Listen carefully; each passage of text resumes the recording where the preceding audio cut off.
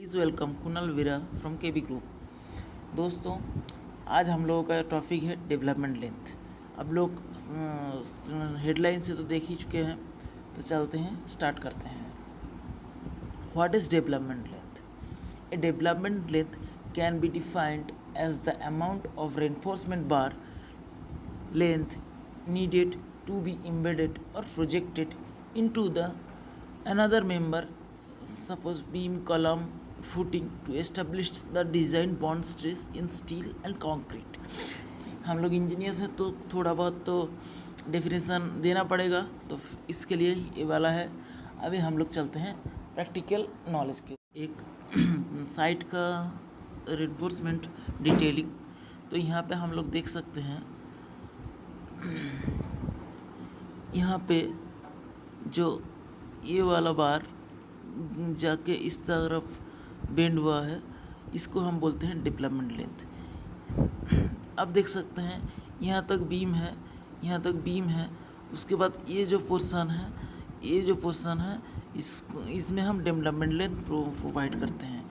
Suppose यहाँ पे एक कॉलम, अगर कॉलम होता, ये पे कॉलम होता, तो हम वो जो डेवलपमेंट लेंथ यूज किए हैं, ये जो यहाँ से यहाँ तक जो लेंथ है, इसको हम डेवलपमेंट लेंथ बोलते हैं। तो आप लोग देख चुके हैं यहाँ पे साइड में, तो उसको हम अभी जानेंगे डेवलपमेंट लेंथ हम क्यों प्रोवाइड करेंगे। इम्पोर्टेंट पार्ट है, हम लोग डेवलपमेंट लेंथ क्यों देते हैं।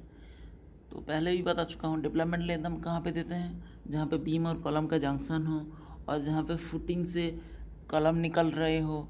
तो मतलब दो आरसीसी मेंबर्स की और कंक्रीट मेंबर का जो जंक्शन होता है, वहाँ पे हम डेवलपमेंट लेंथ प्रोवाइड करते हैं।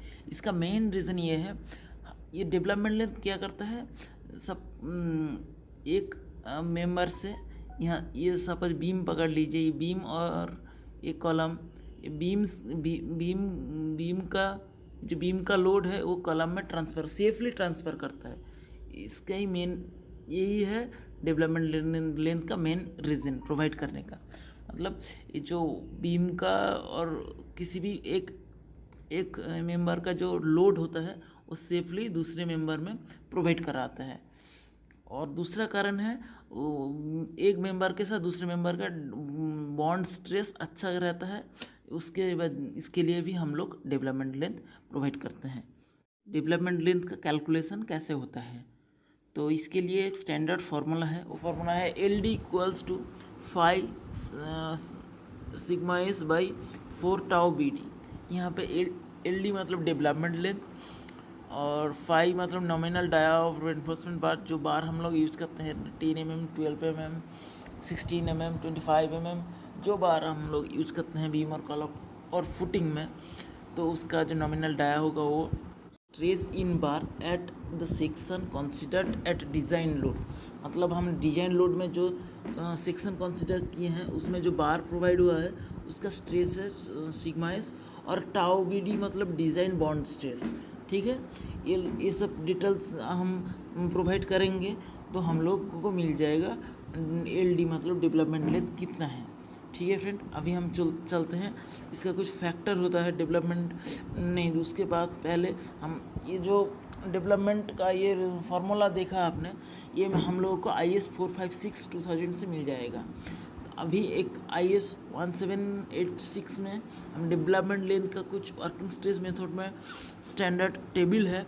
इसमें देखिए 8 डाया के लिए 8, 10, 12, 16, 20, 25, 32 ज़्यादातर डाया के लिए, और 20 mm, 25 mm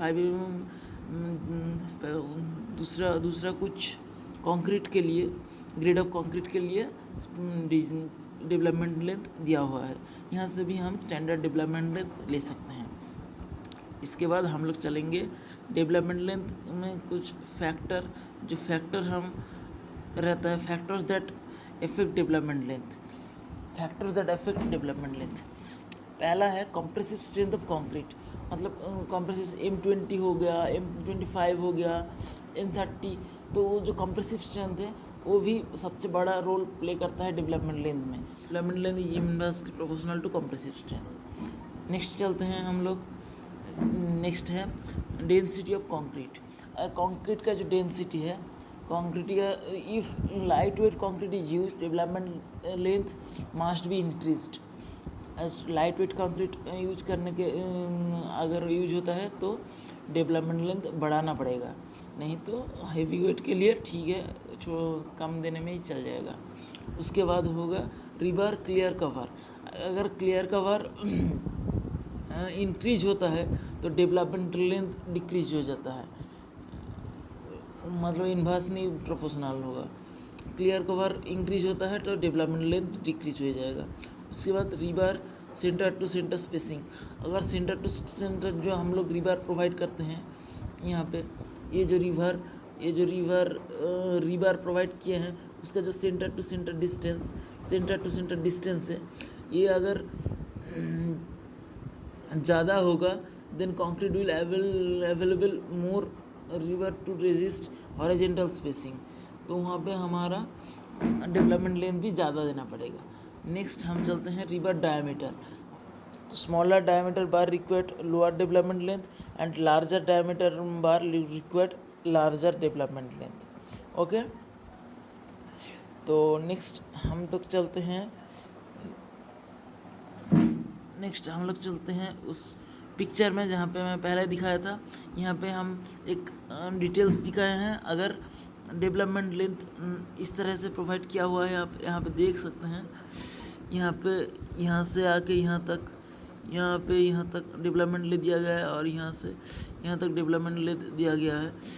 तो ये डेवलपमेंट लेंथ अगर नहीं रहेगा, इस तरह से रहेगा, तो यहाँ पे लोड पड़ेगा तो यहाँ पे क्रैक आएगा।